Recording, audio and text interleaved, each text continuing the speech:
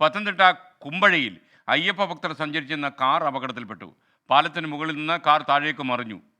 തമിഴ്നാട് സ്വദേശികളായ 4 അയ്യപ്പ ഭക്തർക്ക് സാരമായി പരിക്കേറ്റു.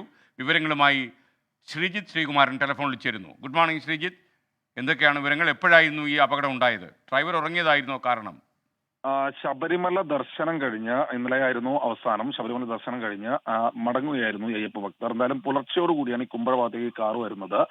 അവിടെ നിന്ന് താഴ്ചയിലേക്ക് മറിയുകയായിരുന്നു എന്നാണ് ഏറ്റവും ഒടുവിൽ മനസ്സിലാക്കുന്നത്. നാട്ടുകാരും തന്നെ ആ സമയത്ത് ഉണ്ടായിരുന്നില്ല, പുലർച്ചെയായിരുന്നു സമയം.